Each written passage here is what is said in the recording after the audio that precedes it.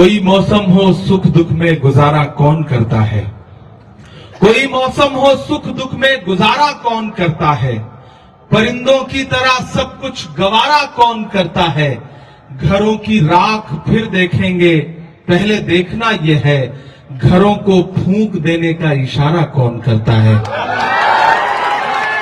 निजामाबाद वालों, आने वाली 30 तारीख को आपको अपने घरों से बाहर निकलना है और निजामाबाद ही नहीं बल्कि तेलंगाना के मुस्तकबिल का फैसला करना है। मैं आपके बीच में खड़ा हूं आपसे गुफ्तगू करने के लिए, आपसे बातचीत करने के लिए। मेरी आंखों के सामने बड़ी तादाद में मेरी नई नस्ल बैठी है, तमाम मेरे बुजुर्ग यहां बैठे हैं, माएं बहनें भी मुझे अपने घरों से सुन रही हैं। मैं सबसे मुखातिब हूं और आपसे यह कहना चाहता हूं कि ये इलेक्शन बहुत अहम इलेक्शन है। यहां अमेठी से आए हुए अल्लू साहब, अल्लू मियां साहब, शहनवाज चौधरी साहब जो कश्मीर से आए हुए हैं, हमारे बाकी साथी भी जो सब बैठे हुए हैं, ये इलेक्शन बहुत अहम इलेक्शन है।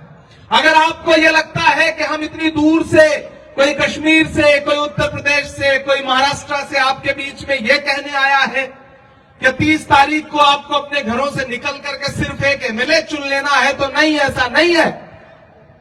हम आपके बीच में यह कहने आए हैं कि ये जो इलेक्शन है, दरअसल ये तेलंगाना असेंबली का इलेक्शन तो है ही, लेकिन ये 2024 का सेमीफाइनल भी है।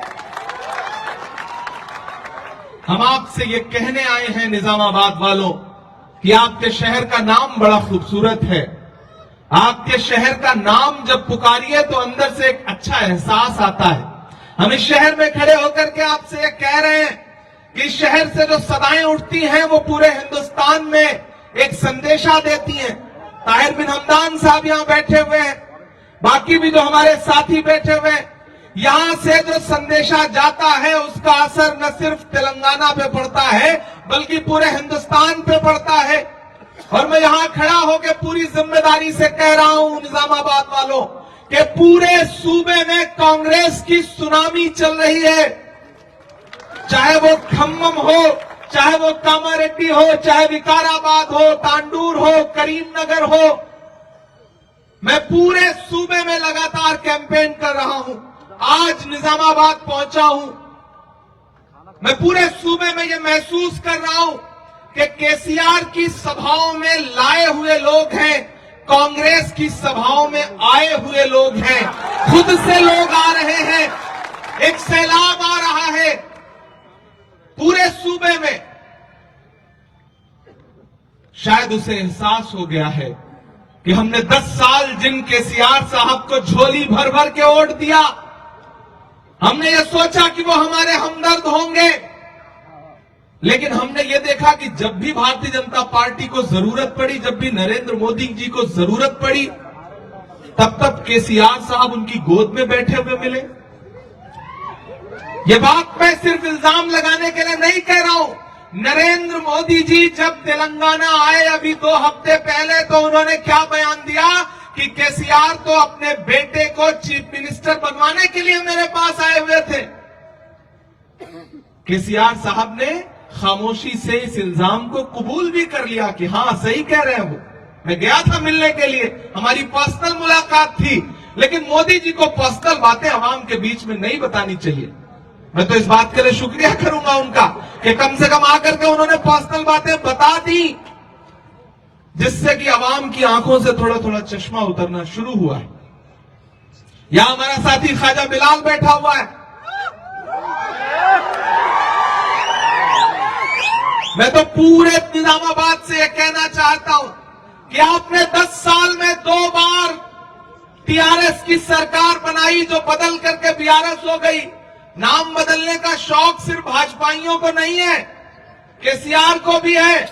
सबसे पहले अपनी पार्टी का ही नाम बदला उन्होंने, टीआरएस से बीआरएस किया, लेकिन राहुल गांधी ने बीआरएस का एक फुल फॉर्म बताया है बड़ा शानदार। बीआरएस का मतलब भाजपा रिश्तेदार समिति। ये भाजपा रिश्तेदार समिति है। निजामाबाद वालों, जब मैं 5 साल पहले आया था तो बतौर शायर आपसे मुखातिब था, लेकिन इन 5 सालों में खूबसूरत इजाफा हुआ है। आज मैं आपके बीच में खड़ा हूं तो मेंबर ऑफ पार्लियामेंट बनकर के खड़ा हूं। मैं पार्लियामेंट में बैठता हूं, मैंने देखा है, मेरी आंखें गवाह हैं कि जब भी नरेंद्र मोदी को जरूरत पड़ती है पार्लियामेंट में, चाहे वो प्रेसिडेंट का इलेक्शन हो, चाहे वाइस प्रेसिडेंट का इलेक्शन हो, चाहे ट्रिपल तलाक का बिल हो, बीआरएस या तो भारतीय जनता पार्टी को वोट देती है या वॉकआउट कर जाती है। वॉकआउट करना भी मदद करना ही होता है।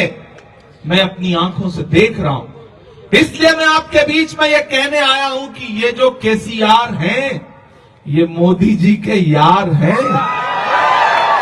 गलतफहमी में मत रहिएगा कि ये आपके हमदर्द है, नहीं है, आपके हमदर्द नहीं है। इन्होंने आपसे वायदा किया कि आपको 12% रिजर्वेशन दिया जाएगा, लेकिन पिछले दिनों जब एक सियासी जलसे में आपके जैसा कोई जज्बाती नौजवान खड़ा हो गया और केसीआर से उसने कहा कि बताओ कहां है हमारा 12% रिजर्वेशन, तो क्या जबान इस्तेमाल की आपके चीफ मिनिस्टर ने? उनसे कहा कि बैठ जाओ, हम तुम्हारे बाप को जवाब देंगे। ये जबान है केसीआर साहब की। आपने झोली भर भर के वोट दिया, उन्होंने आपसे वायदा किया कि आपको 12% रिजर्वेशन देंगे। दिया क्या? दिया क्या? नहीं दिया ना। एक वादा और किया, डबल बेडरूम देंगे, डबल बेडरूम देने का वायदा किया। लेकिन मैं तो देख रहा हूं केसीआर साहब का बंगला बन गया, केटीआर का बंगला बन गया, कविता का बंगला बन गया, लेकिन आपका बना क्या? आपको मिला क्या डबल बेडरूम? नहीं मिला ना। दरअसल केसीआर के वायदे उसी तरह झूठे वायदे हैं जैसे नरेंद्र मोदी का 15 लाख का जुमला। दोनों एक दूसरे के जैसे हैं। यही वजह है कि शब्बीर अली के खिलाफ दोनों अंदर खाने एकजुट हैं, एकजुट होकर के लड़ रहे हैं। इसलिए आपको न तो तकसीम होना है, न किसी झांसे में आना है, न किसी बहकावे में आना है। बस एक चीज का ख्याल रखना है कि 30 नवंबर को अपने घरों से बाहर निकलना है और तेलंगाना के मुस्तकबिल को बदलने के लिए वोट करना है। घर सजाने का तस्वुर तो बहुत बात का है, पहले ये तय हो कि इस घर को बचाएं कैसे। निजामाबाद वालों, आज मसला सिर्फ एक असेंबली में एमएलए चुनने का नहीं है। याद करिए, नरेंद्र मोदी जी ने नई पार्लियामेंट बनाई। उस नई पार्लियामेंट में तीसरे दिन जानते हैं क्या हुआ? भारतीय जनता पार्टी का एक एमपी खड़ा हुआ और उसने बीएसपी के एक मुस्लिम सांसद को गाली दी खुलेआम पार्लियामेंट के अंदर। जुल्म के कद तलक आ पहुंची है, आखिरी हद तलक आ पहुंची है। वो जो नफरत थी गली कूचों में, अब तो संसद तलक आ पहुंची है। आप जितना सोच रहे हैं, मसला उससे कई गुना ज्यादा खराब हो चुका है। मैं इसलिए आपके बीच में यह कहने आया हूं कि ये जो 4-5 सूबों के इलेक्शन है, दरअसल सच में ये सेमीफाइनल हैं 2024 के। ये 4 सूबों के रिजल्ट तय करेंगे। तेलंगाना का रिजल्ट तय करेगा कि आने वाले दिनों में हिंदुस्तान में ये मुल्क आईन से चलेगा, संविधान से चलेगा या किसी की तानाशाही से चलेगा। ये तय होगा आपके वोट से, ये तय होगा आपके वोट से कि ये मुल्क महात्मा गांधी के उसूलों से चलेगा या नाथूराम गोडसे की पिस्तौल से चलेगा। ये आपके वोट से तय होना है 30 नवंबर को। तब मैं आपसे ये कहने आया हूं निजामाबाद वालों कि मसला आपकी उम्मीद से ज्यादा खराब हो चुका है। शब्बीर साहब एक मजबूत नेता है आपके सूबे के, बड़ी खिदमत है इनकी। 4% रिजर्वेशन का क्रेडिट जाता है शब्बीर अली साहब को। एक एक आदमी इस बात के लिए ताली बजा करके इनकी तारीफ करे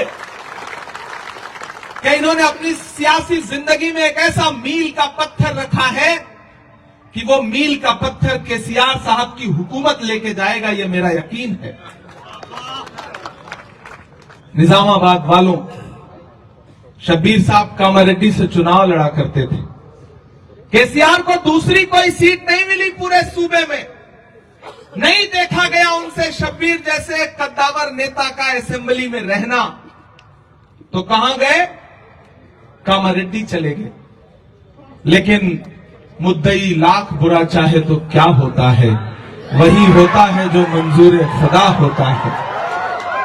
राहुल गांधी जी ने, और मैं रेवंत की इस बात के लिए तारीफ करूंगा कि रेवंत रेड्डी ने कहा कि केसीआर साहब आप चाहे जहां चले जाइए पूरे सूबे में, मैं वहां आपका पीछा करूंगा।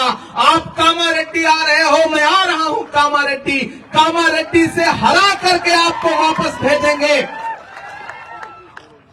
और पार्टी ने यह फैसला किया कि शब्बीर साहब निजामाबाद जाएं, और निजामाबाद जो पिछले 2 बार से धोखे से, बहका करके, फुसला करके, साजिशें करके हराई जाती रही सीट है, वहां शब्बीर साहब जाएं और मुकाबला करें और जीत करके आए। मैं शब्बीर साहब को सैल्यूट करूंगा कि उन्होंने ये चुनौती कबूल की और वो आए आपके बीच में, और उन्होंने पिछले 2 हफ्तों में यकीन जानिए कि सिर्फ आपका एतमाद नहीं जीता है। मुझे खुशी है इस बात की कि शब्बीर साहब को जितनी मोहब्बतें अक़लियतों की मिल रही हैं, उतनी ही मोहब्बतें अक्सरियत के लोगों की भी मिल रही हैं। जिस तरह से खवातीन, महिलाएं, बाकी तमाम अलग अलग, चाहे वो दलित भाई हो, पिछड़े हो, सब जिस तरह से उनका इस्तकबाल कर रहे हैं, वेलकम कर रहे हैं, वो बेहद खुशी की बात है। और वो ये बता रहा है, तमाम सर्वे, बीआरएस का भी सर्वे, भाजपा का भी सर्वे, कांग्रेस पार्टी का भी इंटरनल सर्वे ये बता रहा है कि निजामाबाद से शब्बीर अली चुनाव जीत करके असेंबली में पहुंचने जा रहे हैं। हम तो यहां खड़े होकर के आपसे एक कदम आगे की बात कहते हैं निजामाबाद वालों कि तेलंगाना में कांग्रेस की हुकूमत बनने जा रही है। कोई ताकत नहीं रोक सकती, न बीआरएस रोक सकती है, न बीजेपी रोक सकती है। क्लियर मेजॉरिटी के साथ तेलंगाना में कांग्रेस की सरकार बनने जा रही है। आप 30 नवंबर को शब्बीर साहब को इतने वोट देकर के असेंबली में भेजिए कि 3 तारीख को, जब 3 दिसंबर को ईवीएम खुले, तो यह संदेशा जाए कि बड़ी मार्जिन के साथ आपने इन्हें एमएलए बनाया है। आप इन्हें एमएलए बना के भेजिए। हम आपको वादा करते हैं, हम आपको यकीन दिलाते हैं कि आप इन्हें एमएलए बना करके भेजेंगे और हम इन्हें एक ऐसा मजबूत मिनिस्टर बना करके वापस आपके पास भेजेंगे कि पूरा निजामाबाद कहेगा कि आपको एक मजबूत और ताकतवर नेता मिला है, जिसमें हिकमत भी है, जिसमें समझदारी भी है। निजामाबाद वालों, इलेक्शन का वक्त है। मैं पिछले 2 हफ्ते से, 3 हफ्ते से छत्तीसगढ़, मध्य प्रदेश, राजस्थान और अब तेलंगाना में लगातार लोगों के बीच में, आवाम के बीच में जा रहा हूं। यहां बड़ी तादाद में बुजुर्ग बैठे हैं। यह दानिश्वर लोगों का शहर है। मैं तुम्हें अपने उसूलों की कसम देता हूं। जब मैं शब्बीर साहब को देखता हूं, शब्बीर साहब की हिमायत में बैठे हुए संजय भाई को देखता हूं, तो मुझे ऐसा लगता है कि जैसे दोनों कह रहे हो कि मैं तुम्हें अपने उसूलों की कसम देता हूं। मुझको मजहब के तराजू में न तौला जाए, मैंने इंसान ही रहने की कसम खाई है। मुझको हिंदू या मुसलमान न समझा जाए। जिस मोहब्बत के साथ बेनावाम के बीच में जा करके इस शहर की गंगा जमुनी तहजीब को, तेलंगाना की जो गंगा जमुनी तहजीब है, उसको बचाने की कवायद कर रहे हैं, लड़ाई कर रहे हैं, वही है असली हिंदुस्तान, वही है असली भारत। और एक चीज ये जान लीजिएगा कि अगर किसी के भी जहन में ये बात हो कि केसीआर आपके हमदर्द हैं, तो बिल्कुल दिमाग से निकाल दीजिए। ये जो कार है, ये रात के अंधेरे में या तो नागपुर की चौखट पर रुकती है या फिर जाकर के नरेंद्र मोदी की चौखट पर रुकती है। ये कार अब आपके लिए बेकार है, इससे उतर जाइए, उतर जाइए। मेरी आवाज जहां तक पहुंच रही हो, निजामाबाद में कार पूरी तरह बेकार हो चुकी है। चारों टायर पंक्चर नहीं हो चुके हैं, बल्कि निकल चुके हैं। इनका झूठ बेनकाब हो चुका है। इन्होंने कहा था कि सरकार बनेगी तो औकाफ की जमीनें बचाई जाएंगी, उनका तहफ्फुज किया जाएगा। लेकिन मैं यहां खड़ा होकर के केसीआर से पूछना चाहता हूं कि ये वही तेलंगाना है जहां 77,000 एकड़ वक्फ की जमीनों में से तकरीबन 60,000 एकड़ जमीनें लूटी जा चुकी हैं। आप क्या कर रहे थे केसीआर साहब? आज जब यहां कोई एक्टिविस्ट या कोई भी समाज सेवी चाहता है कि वो कागज देख ले वक्त की जमीनों का, तो उसको भी सील करवा दिया है केसीआर ने। ये है इनका असली चेहरा। जिस जुर्म में संजय सिंह, मनीष सिसोदिया जेल काट रहे हैं, उस जुर्म में आज तक केसीआर के परिवार को ईडी ने बुलाया तक नहीं। क्यों नहीं बुलाया? क्या रिश्ता है? कुछ तो है जिसकी पर्दादारी है। अगर आपको लगता है कि वो आपके हमदर्द हैं, तो नहीं, आपके हमदर्द नहीं है, ये झूठे लोग हैं। इन्होंने झूठ की बुनियाद पर 10 साल आपको धोखा दे लिया। अब आपको ये सोच करके निकलना है निजामाबाद वालों कि इस बार लड़ाई बहुत बड़ी है, इस बार मकसद बहुत बड़ा है। एक तरफ वो ताकतें खड़ी हैं जो मुल्क को अपने हिसाब से चलाना चाहती हैं, एक तरफ वो नेता खड़ा है जिसका सिर्फ एक नारा है कि नफरत छोड़ो भारत जोड़ो, नफरत छोड़ो भारत जोड़ो। निजामाबाद वालों, वो शख्स आपके लिए, आपकी मोहब्बत के लिए कन्याकुमारी से कश्मीर तक 4000 किलोमीटर पैदल चलता रहा, सिर्फ एक नारा लगाता हुआ कि नफरत छोड़ो भारत जोड़ो। मोहब्बत के बाजार में, नफरत के बाजार में मोहब्बत की दुकानें खोलने के लिए कितना चला वो? 4000 किलोमीटर। मैं साथ चल रहा था उनके, मैं राहुल गांधी के कंधे से कंधा मिला करके चल रहा था। मुझसे मीडिया के एक साथी ने केरल में सवाल किया कि इमरान, आप तो शायर हैं, आप राहुल गांधी के कंधे से कंधा मिला करके इस यात्रा का हिस्सा हैं, बताइए आप क्या सोचते हैं? मैंने कहा, मैं तो राहुल के साथ चलते हुए बस ये सोचता हूं कि जो हर जालिम से टकराएगी वो आंधी बनाऊंगा, जो हर जालिम से टकराएगी वो आंधी बनाऊंगा।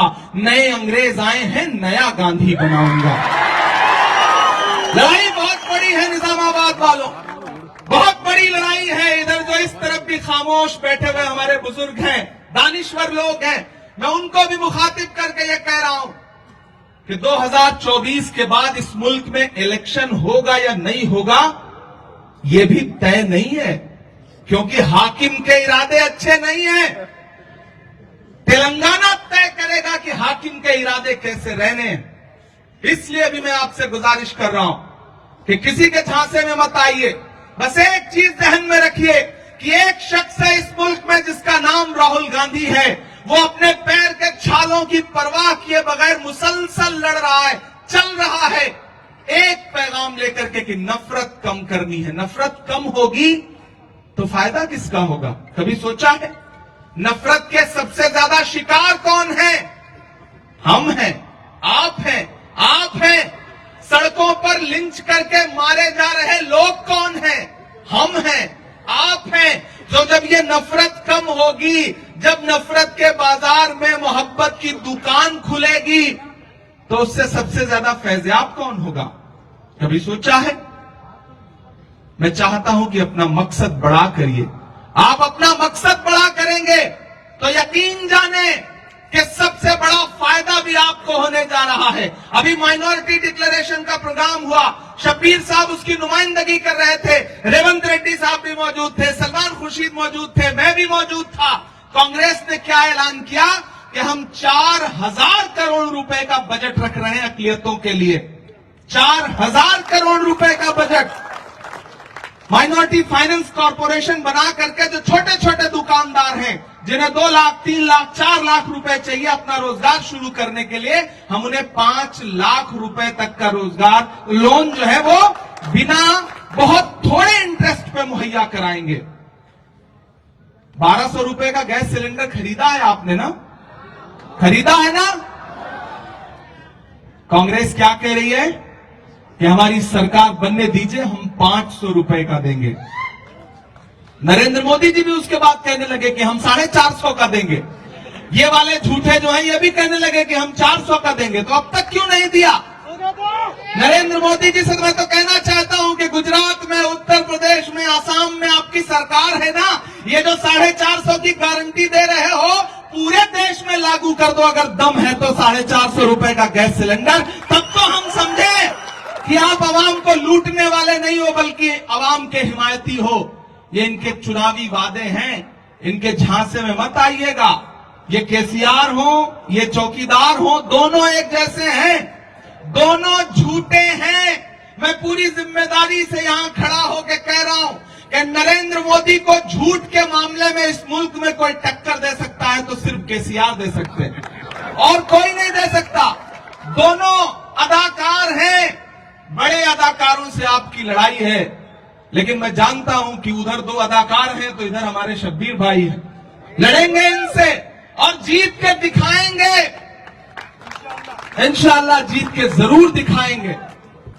ये जो बीआरएस और भाजपा के झूठे लोग हैं, इनको आप रोज झेल रहे हो, बहुत दिन से झेल रहे हो। वो बीआरएस का एक नेता एक गांव में पहुंचा, उसने गांव के लोगों को इकट्ठा किया, बोले बताओ तुम्हारी क्या परेशानी है, मैं तुम्हारी परेशानी दूर कर दूंगा। गांव के लोग आपकी तरह भोले थे, बोले साहब हमारी दो समस्या है, परेशानियां हैं। पहला ये कि हमारे यहां कोई अस्पताल नहीं है। उसने मोबाइल निकाला, पता नहीं कहां फोन लगाया, डांटना शुरू किया कि यहां कोई हॉस्पिटल नहीं है, कल यहां हॉस्पिटल खुल जाना चाहिए, डॉक्टर आ जाने चाहिए। फोन रख दिया, फिर बोले देखो मैंने तुम्हारी पहली समस्या, पहली तकलीफ खत्म कर दी, दूसरी बताओ। तो गांव वालों ने कहा साहब दूसरी तकलीफ यह है कि इस गांव में मोबाइल का कोई नेटवर्क ही नहीं है। ये है बीआरएस, ये है इनका झूठ, और इस झूठ के झांसे में आप 10 साल से फंसे हुए हैं। अब निकल आइए, निकल आओगे ना, निकल आओगे ना, निकल आइए इनके झूठ के झांसे से। उधर दिल्ली वाला क्या कहता है कि बताओ कांग्रेसियों आपने 70 साल में किया क्या है। इधर ये कहते हैं बताओ कांग्रेस वालों आपने 70 साल में दिया क्या है। एक कहता है किया क्या है, एक कहता है दिया क्या है। एक दिन पार्लियामेंट में हम लोग बैठे थे, उधर नरेंद्र मोदी जी खड़े थे, बोले बताओ कांग्रेसियों आपने 70 साल में क्या बनाया। तो खड़गे साहब आगे बैठे थे, पलट के बोले इमरान मत बताना, जो बताओगे ये उसको भी बेच देंगे, इनका काम सिर्फ बेचने का है, ये सिर्फ बेचते हैं, बनाना इन्हें नहीं आता। इसलिए जितना छुपा के रख सको छुपाए रखो, वरना ये बेच देंगे। 400 450 का गैस सिलेंडर, 1200 का खाने का तेल। मेरी माएं बहनें सुन रही होंगी मुझे, आप सुबह जब रसोई में जा करके सालन बनाने के लिए कढ़ाई में तेल डालती हैं तो उसके साथ आंसू भी गिरते हैं, क्योंकि जो खाने का तेल 70 रुपए में था वो कितने का हो गया, 200 के पार हो गया। दूध, दही, पनीर, छाछ, मक्खन, धर्म के नाम पर राजनीति करती है भाजपा, लेकिन भगवान श्री कृष्ण को सबसे ज्यादा जो पसंद है वो मक्खन है। मक्खन पे भी जीएसटी लगा दी 18%। और तो और ये भाजपा की हुकूमतें फिल्मों पर से टैक्स हटाती हैं, फिल्में टैक्स फ्री करती हैं, लेकिन कफन पे जीएसटी लगाती हैं। ये है भाजपा की सरकारें। और हमसे सवाल करते हैं कि हमने 70 साल में बनाया क्या। अरे निजामाबाद वालों, मैं एक बात कह रहा हूं, आपकी तालियों के शोर के साथ दिल्ली तक जाएगी ये बात। वो भाजपा जो अपना चलाया हुआ 2000 का नोट 7 साल नहीं चला सकी, वो हमसे 70 साल का हिसाब मांगती है। 70 साल का हिसाब मांगती है। मेरे भाई, इस बार लड़ाई बहुत अहम है। मैं तो बस एक बात जानता हूं और एक बात कहने आया हूं, इसे घर लेकर के जाना कि आप तो वो लोग हैं जिसका इस बात पर ईमान है कि मजदूर का पसीना सूखने से पहले उसकी मजदूरी दे देनी चाहिए। ईमान है इस बात पर ना, यकीन है इस बात पर ना। तो मैं आपसे बस ये गुजारिश करने आया हूं कि अभी 4000 किलोमीटर चले हुए राहुल गांधी के पैर के छाले सूखे नहीं है, उसका हक बनता है। वो आपके बीच में यही आकर के कह रहे हैं ना कि हमें नफरत के बाजार में मोहब्बत की दुकान खोलनी है। कल मैं हैदराबाद था, एक मीडिया के साथी ने कहा इमरान साहब क्या लगता है कि जिस तरह कर्नाटक में नफरत के बाजार में मोहब्बत की दुकान खुली, तेलंगाना में भी खुलेगी। मैंने कहा भाई ये तेलंगाना है, जब भी कुछ करता है तो बड़ा करता है। दुकान तो कर्नाटक में खुली है, तेलंगाना में तो शोरूम खुलेगा, शोरूम खुलेगा। मैं उस शोरूम के एक पहरेदार के लिए आपके सामने दामन फैलाने आया हूं। मैं शब्बीर साहब के लिए आपके सामने दामन फैलाने आया हूं और मुझे पूरा यकीन है कि आप मुझे मायूस नहीं करेंगे, मुझे आप खाली दामन नहीं लौटाएंगे। ये बीआरएस के लोग आपके बीच में आएंगे, आपका वोट अब जो सबसे बड़ा मसला है, जो सबसे बड़ी साजिश है, वो यही है कि कैसे आप तकसीम हो सके। मैं पूरी जिम्मेदारी से निजामाबाद में खड़ा होकर के एतराफ के भी अकलियत के साथियों से कहना चाहता हूं कि तेलंगाना में कांग्रेस की हुकूमत बनने जा रही है।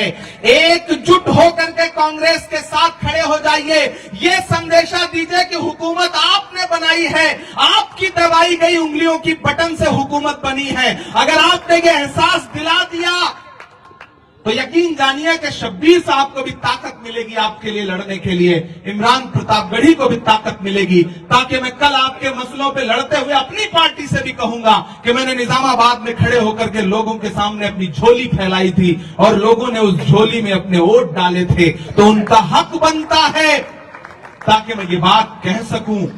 ये बात मैं आपके बीच में गुजारिश करने के लिए आया हूं।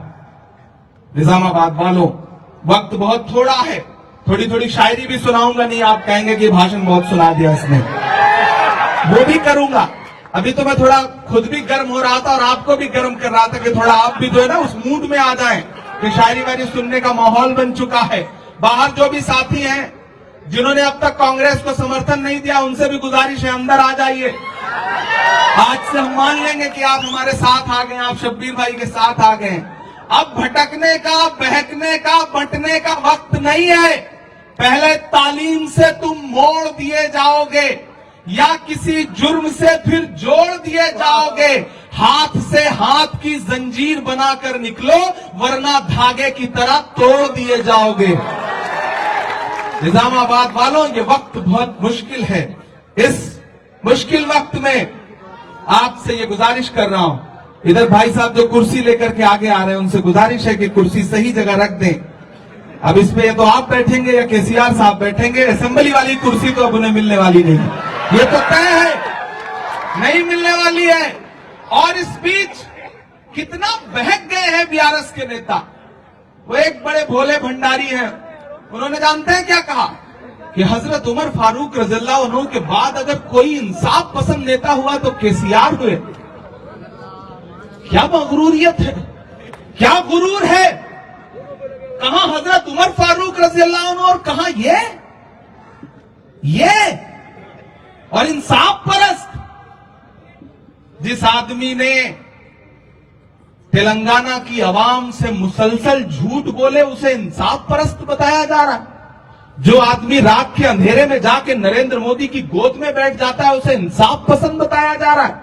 मुझे हैरत है केटीआर खड़े होकर के किसी महफिल में कहते हैं कि हम तो अल्लाह से लड़ जाएंगे, ये लड़ेंगे अल्लाह से, ये लड़ेंगे भगवान से। निजामाबाद वालों, ये जो मगरूरियत भरी जबान है इसका बदला लीजिए। इन्हें एहसास दिलाइए कि ये जबान कहीं और चल सकती है, तेलंगाना में नहीं चलेगी इस तरह की जबान। ये आपको एहसास दिलाना पड़ेगा। पूरे सूबे में घूम घूम के कहते हैं कांग्रेस क्या करी मुसलमानों के लिए। आज केटीआर हो, केसीआर हो, सबको आपकी गलियों के बाहर चौखट पे खड़े हुए देख रहा हूं मैं। ये किया है कांग्रेस ने आपके साथ कि आज आपको घूम फिर करके उन्हीं गलियों में आना पड़ रहा है जहां आप झांकना भी पसंद नहीं कर रहे थे। ये हालत कर दी है आपकी रेवंत रेड्डी ने। मैं तो पूरे सूबे में जाके कह रहा हूं कि केसीआर, आपकी राजनीति का अंत रेवंत रेवंत रेवंत। पूरे सूबे में मैं ये बात कह रहा हूं और यकीन जानिए ये होने जा रहा है। लिख करके ले लीजिए। मैं बतौर नेता खड़ा होकर यह बात नहीं कर रहा हूं, बतौर एक शायर खड़ा होकर के यह बात कह रहा हूं। और आप तो जानते हैं कि शायरों ने दिल से किसी के लिए कोई बात कह दी तो वो हो जाती है। केसीआर की सियासत का अंत है 2023 का ये इलेक्शन। आप देख लीजिएगा, क्योंकि उनके इरादे अच्छे नहीं थे। उनके जानते हैं इरादे क्या थे? उनके इरादे थे कि वो असेंबली का इलेक्शन जीतेंगे और उसके बाद पूरे मुल्क में, कभी महाराष्ट्र में, कभी बाकी सूबों में पैसे के दम पे जाएंगे और सेकुलर वोटों का बंटवारा करके नरेंद्र मोदी को फायदा पहुंचाएंगे। लेकिन मेरा मानना है कि ऊपर कोई एक ताकत बैठी है, जब उसकी चलती है तो फिर किसी की नहीं चलती, नहीं चलती किसी की। और यह भी जान लीजिए, कभी सुभाष चंद्र बोस नेताजी ने एक नारा दिया था कि तुम मुझे खून दो, मैं तुम्हें आजादी दूंगा। हम बहुत छोटे लोग हैं, लेकिन हम यहां खड़े होकर के एक नारा देते हैं कि निजामाबाद वालों, आप हमें तेलंगाना दीजिए, हम 2024 में जीत करके आपको दिल्ली देंगे, ये हमारा आपसे वादा है। आप हमें दीजिए तेलंगाना। आप राहुल गांधी की बातों पर यकीन करके उनकी मोहब्बत की दुकान के हिस्सेदार बनिए। हम 2024 में वो जो दिल्ली में एक नफरत की दुकान खुली हुई है उसका शटर डाउन करेंगे। इस बात के लिए जितना भी हमें लड़ना पड़ेगा हम लड़ेंगे।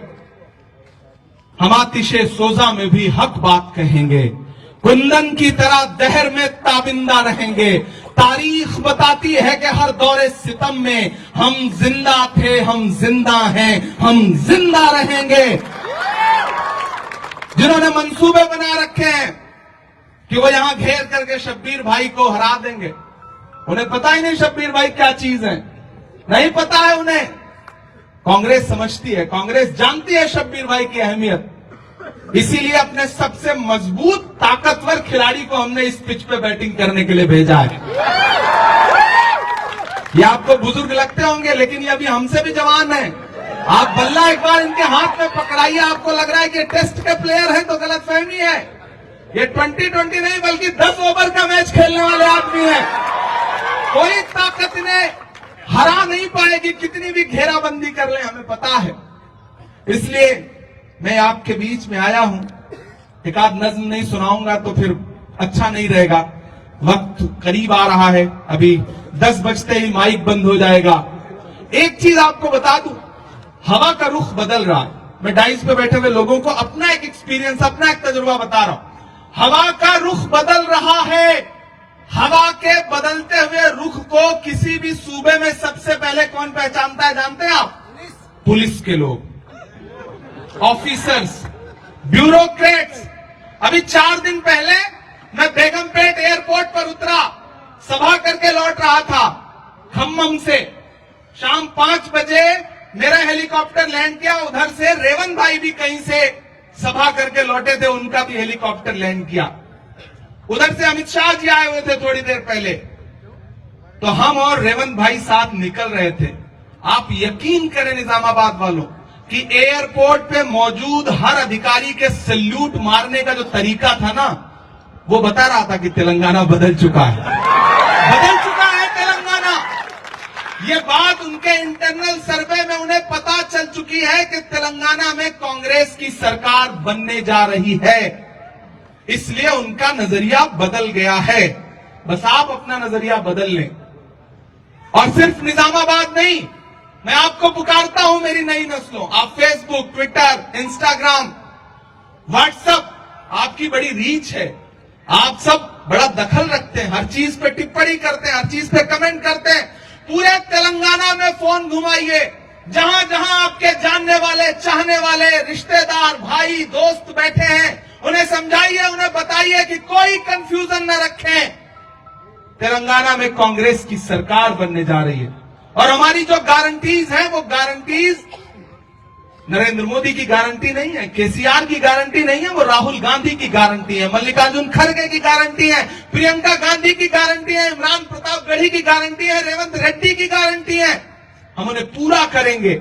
हम अकलियत के साथ साथ हमारी जो अक्सरियत के साथियों के लिए हमारी जो स्कीमें हैं वो पूरे तेलंगाना को बदल के रख देंगी। क्योंकि पिछले 10 सालों में हमने 9 साल में दिल्ली में झेला, आप 10 साल से यहां झेल रहे हैं। तब मैं आपको एक नज्म सुनाता हूं कि कहां सोया है चौकीदार। देखिए, अब तक भाषण दे रहा था, लेकिन अब शायरी सुना रहा हूं तो फिर उसी तरह से सुनना भी पड़ेगा। उधर जो पीछे कुछ लोग अभी तक कंफ्यूज हैं कि बीआरएस को दें कि कांग्रेस को दें, मैं उनको पुकारना चाहता हूं खासतौर कि आप भी शामिल होइए, कोई कंफ्यूजन नहीं है कि कहां सोया है चौकीदार। अगली जो लाइन आएगी ना, उस पे आपको लगे कि सही कह रहा है इमरान, तो फिर वो रिश्ता जोड़ लीजिएगा कि कहां सोया है चौकीदार, कहां सोए हैं केसीआर। दोनों एक ही है, एक का नाम लो तो एक साथ में फ्री मिल रहा है, बस ये समझ लो कि कहां सोया है चौकीदार, कहां सोए हैं केसीआर। अच्छा, आजकल तो मैं सीधे सीधे नाम भी नहीं लेता, सीधे सीधे नाम ले लो तो कब नुकसान हो जाए कोई भरोसा नहीं। वो 11 मैच जीता हमारे खिलाड़ियों ने, फिर आखिर में पता नहीं क्या हुआ, कौन आ गया, क्या हो गया। देखिए, मैं तो संसदीय भाषाओं का इस्तेमाल करने वाला आदमी हूं, मैं तो पार्लियामेंट में बैठता हूं, शायर भी हूं, तो मुझे तो बड़ी भाषा पे नियंत्रण रखना पड़ता है। लेकिन अवाम जो कह रही है वही सच है। क्या कह रहे हैं आप? सुनाई नहीं पड़ा? अच्छा, आप जो कह रहे हैं सही कह रहे हैं। कहां सोया है चौकीदार, कहां सोए हैं केसीआर। गैस सिलेंडर की कीमत भी 1000 के पार, कहां सोया है चौकीदार, कहां सोए हैं केसीआर। इधर दो लोग खड़े हैं, इनकी भी शिरकत चाहिए कि कहां सोया है चौकीदार, कहां सोए हैं केसीआर। पेट्रोल और डीजल की कीमत रही सैकड़ा मार, कहां सोया है चौकीदार, कहां सोए हैं केसीआर। कि चाय बेचने वाला पूरा भारत बेच रहा है। इतनी कमजोर तालियों में सुनेंगे तो कैसे काम चलेगा, कैसे काम चलेगा भाई। कि चाय बेचने वाला पूरा भारत बेच रहा है, इसी काम में हासिल उसे महारत बेच रहा है। कि रेल बिक गई, तेल बिक गया, बिका हवाई अड्डा। सही कह रहा हूं ना मैं, सही कह रहा हूं ना मैं। कि रेल बिक गई, तेल बिक गया, बिका हवाई अड्डा। सब कुछ बिकता देख के खुश हैं अपने जेपी नड्डा। क्या जनता महंगाई की मारी करती हाहाकार, कहां सोया है चौकीदार, कहां सोए हैं केसीआर। गैस सिलेंडर की कीमत भी 1000 के पार, कहां सोया है चौकीदार, कहां सोए हैं केसीआर। और मैं तो यहां खड़ा होकर के मेरा दिल कर रहा है मैं शब्बीर भाई के लिए 4 मिसरे पढ़ दूं, पढ़ दूं। कहां शब्बीर भाई? इधर आइए शब्बीर भाई, जवान आदमी है जिन्होंने साजिशें की हुई हैं कि वो शब्बीर भाई को नुकसान पहुंचा देंगे। मैं तो उनके नाम 4 मिसरे पढ़ रहा हूं कि दायरे में सिमट के आएगा। एक भी हाथ खामोश रहा ना तो मैं समझूंगा वो यहां आया नहीं है बल्कि उसे भेजा गया है। कि दायरे में सिमट के आएगा, हर रवायत से हट के आएगा। आंधियों को जरा खबर कर दो, तैयार रहना निजामाबाद वालों। आंधियों को जरा खबर कर दो, शेर वापस पलट के आएगा। शेर वापस पलट के आएगा, शेर वापस पलट के आएगा। मैं पूरे सूबे में जहां जा रहा हूं जी, बीच में जितनी तेज आपकी आवाज निकली इससे कम तो महमूद अली साहब की निकलती है, बेचारे वो बोल ही नहीं पाते हैं। मुझे अच्छा लग रहा है कि यहाँ लोगों की कम से कम आवाज निकल रही है, जिंदा दिल लोग हैं। मैंने सलाम करता हूं, एक बार इनके लिए जोरदार ताली बजाएं। ये तो बेचारे बोल ले रहे हैं। और आप दुआ करिए शब्बीर भाई आपके एमएलए बन करके, अल्लाह करे बड़े ताकतवर मिनिस्टर बन करके यहाँ लौटे तो ये आवाज आपके हाथ में बिना माइक के भी बोलेंगे तो उतनी जोर की आवाज आएगी जितना मैं बोल रहा हूं। मैं तो एक नज्म सुनाता हूं आपको। मैं पूरे सूबे में जहां जा रहा हूं मुझे एक नारा सुनाई पड़ रहा है और उस नारे को मैं नज्म बनाता हूं, और वो नारा जब नज्म के मिसरे में आएगा तो फिर उसी तरह से वो नारा आप भी दोहराएंगे जरूर। कि अब तो तेलंगाना की है यही पुकार। तैयार रहिएगा अगले मिसरे पे। कि अब तो तेलंगाना की है यही पुकार, bye bye KCR, bye bye KCR. अब तो तेलंगाना की है यही पुकार। अभी भी मुझे लग रहा है थोड़ा सा और जिंदा दिली पूरे देश में जाएगा ये संदेशा कि अब तो तेलंगाना की है यही पुकार, bye bye KCR, bye bye KCR. अब तो तेलंगाना की है यही पुकार, बाय बाय केसीआर। बंद करो झूठ का ये अपना कारोबार, bye bye KCR, bye bye KCR. लूट लिया तुमने ये पूरा तेलंगाना, लूट लिया तुमने ये पूरा तेलंगाना। झूठ मूठ का अब बनाओ ना बहाना, माला माल हो गए सब तेरे रिश्तेदार, bye bye KCR, bye bye KCR. अब तो तेलंगाना की है यही पुकार, bye bye KCR, bye bye KCR. बंद करो झूठ का ये अपना कारोबार। आखिरी बंद पड़ता है इस नज्म का कि अब नहीं चल पाएगी मोदी जी से यारी। तैयार है ना अगले मिसरे पे कि अब नहीं चल पाएगी मोदी जी से यारी।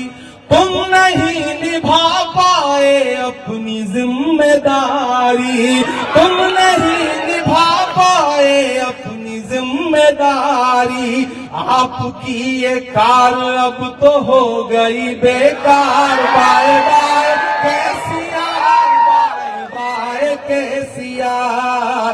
अब तो तेलंगाना की है यही पुकार, bye bye KCR, bye bye KCR.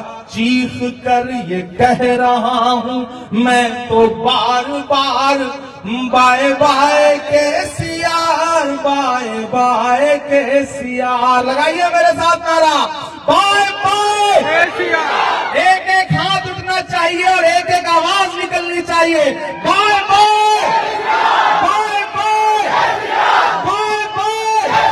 और जोर से आपकी ये सदाएं जानी चाहिए, बाय बाय, बाय बाय।